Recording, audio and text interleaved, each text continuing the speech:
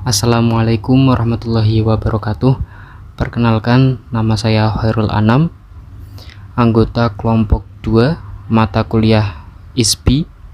Saya adalah seorang mahasiswa Fakultas Ekonomi Unisula jurusan S1 Manajemen angkatan 2021. Sekarang saya menempuh semester 5. Di sini saya akan menjelaskan terkait rancangan keputusan pemilihan produk baru untuk perusahaan Daihatsu yang sporty dan high technology di tahun 2026.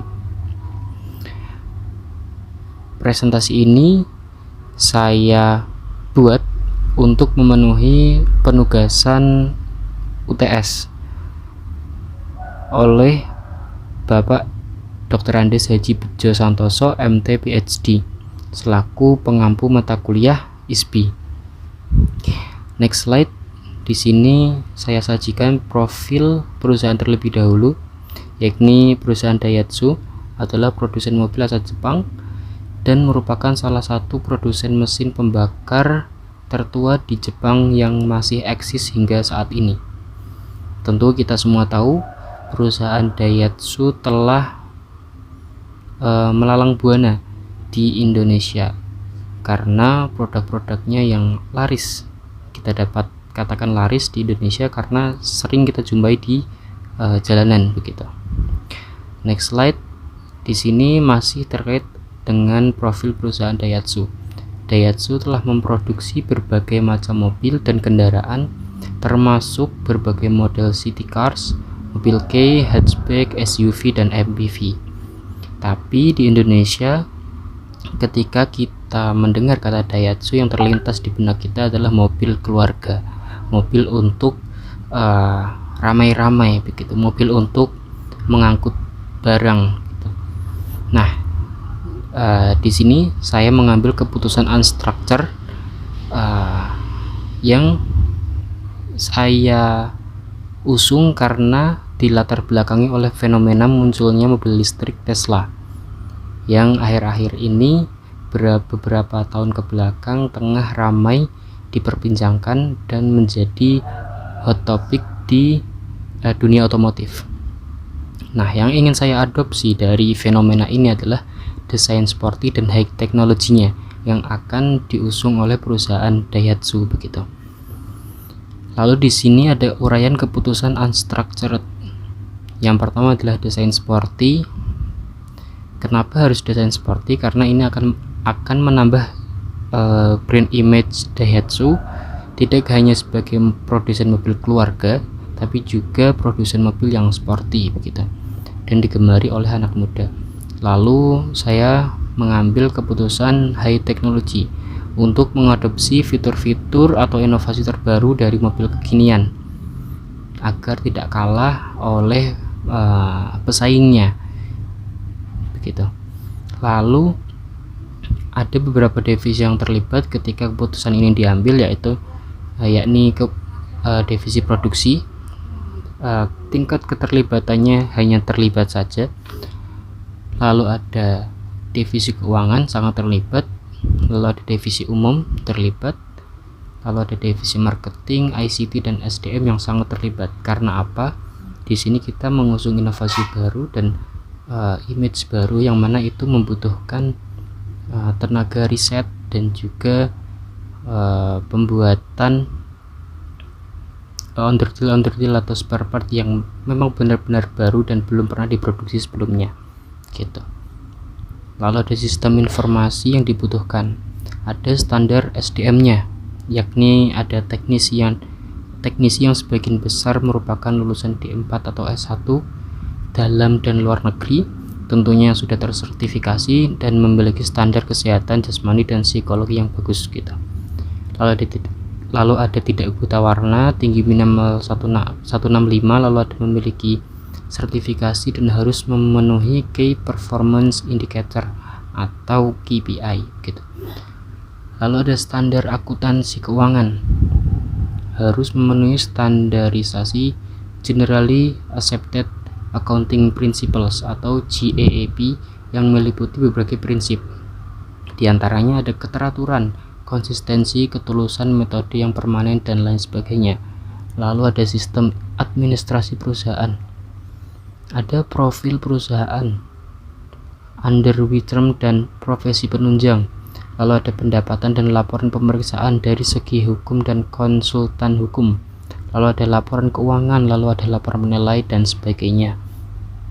Lalu di sini kita sajikan prosedur pengerjaan body repairnya, karena tadi yang saya sampaikan bahwa ini adalah menyangkut mengenai onderdil atau spare part yang belum pernah dibuat sebelumnya, begitu. Di sini ada identifikasi modifikasi terlebih dahulu, lalu ada membuat perintah kerja ke bagian operasional, lalu ada rilis dan cetak perintah, tanda tangan ILSR dan PKB dan sebagainya, begitu. Lalu ada prosedur pengerjaan body repair, pemeriksaan suku cadang, ada input suku cadang, lalu ada pembuatan faktur perakitan mobil, ada buat dan cetak faktur perakitan dan surat izin keluar kendaraan, lalu menyerahkan ke bagian QC atau quality control untuk melakoni proses pengecekan kualitas, begitu. Lalu ada prosedur launching mobil baru. Setelah lolos proses QC, lalu mobil akan di launching dengan cara apa? Membuat event atau mengiklankan mobil dengan meng-highlight kecanggihan fitur dan desainnya yang sporty, begitu. Lalu di sini ada analisis SWOT-nya. Tentu dengan meluncurkan image baru, di sini akan memunculkan kekuatan, kelemahan dan peluang maupun ancaman yang baru bagi perusahaan, begitu. Dari kekuatannya kita memiliki inovasi teknologi, lalu yang kedua ada reputasi merek, yang ketiga ada desain yang sporty, begitu. Lalu di sisi kelemahannya kita memiliki harga yang tinggi, persaingan yang ketat, lalu ada biaya perawatannya juga, dan yang terakhir ada infrastruktur pengisian kendaraan listriknya. Lalu di sisi peluang, di sini kita memiliki peluang pertumbuhan pasar mobil listrik yang begitu yang dari tahun ke tahun itu trennya positif, meningkat, begitu untuk permintaannya. Lalu ada peningkatan kesadaran lingkungan karena dengan menggunakan memanfaatkan teknologi listrik ini akan meningkatkan masyarakat atau konsumen akan kesadaran lingkungan, begitu, lebih ramah lingkungan. Lalu di ancamannya kita ada persaingan yang sengit, kita memiliki ancaman perubahan regulasi, lalu kita memiliki ancaman ketidakpastian ekonomi, lalu ada masalah pasokan komponen. Lalu di sini ada pangsa pasar. Pangsa pasar setelah melalui riset, berdasarkan informasi yang ada, mobil sporty dan teknologi tinggi memiliki pasar yang cukup signifikan. Hal itu dibuktikan dengan all new Honda Civic RS hadir di Indonesia dengan varian tunggal, memiliki pangsa pasar 40% di segmen small sedan. Kalau ada New Alphard, di sini ada mencatat pangsa pasar wholesale 70,3% selama Januari sampai April 2021. Lalu ada Toyota Agya yang tercatat 80.000 lebih unit yang berasal dari penjualan Agya, Etios dan Yaris. Lalu di sini ada gambar proyeksi produknya. Kurang lebih seperti ini.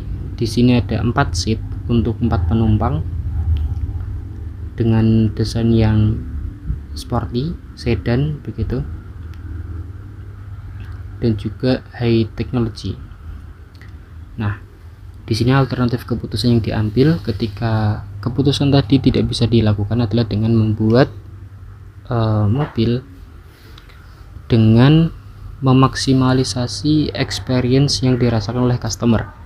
Jadi customer akan disajikan dengan mobil yang mana fitur-fitur atau inovasi di dalam mobil itu bisa dirakit sendiri oleh customer. Jadi ketika menyediakan mobil yang fiturnya bisa di customize oleh customer itu sendiri, dan hasil customize dari customer itu mempengaruhi harga jual produk tersebut begitu.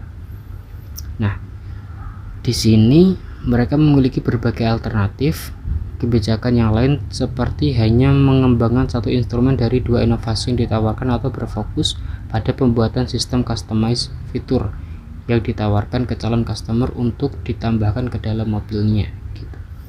Jadi di sini kita memanfaatkan experience atau pengalaman pembelian mobil yang dirasakan oleh customer. Jadi customer bisa mengcustom mobilnya sesuai keinginan mereka dan juga sesuai kebutuhan mereka gitu. Nah, kesimpulannya adalah keputusan unstructured yang diambil Daihatsu untuk merespon perkembangan teknologi di bidang otomotif dan selera pasar anak muda adalah dengan menambah brand image Daihatsu tidak hanya sebagai produsen mobil keluarga, tapi juga sebagai produsen mobil sedan yang ramping dan sporty dan juga high technology. Alternatif keputusan yang diambil adalah dengan mengembangkan satu instrumen dari dua inovasi yang ditawarkan atau berfokus pada pembuatan sistem customized feature yang ditawarkan ke calon customer untuk ditambahkan ke dalam mobilnya begitu, yang tentunya akan memberikan pengalaman yang unik dan menarik lebih banyak minat konsumen. Sekian presentasi dari saya. Wabillahi taufiq wal hidayah. Wassalamualaikum warahmatullahi wabarakatuh.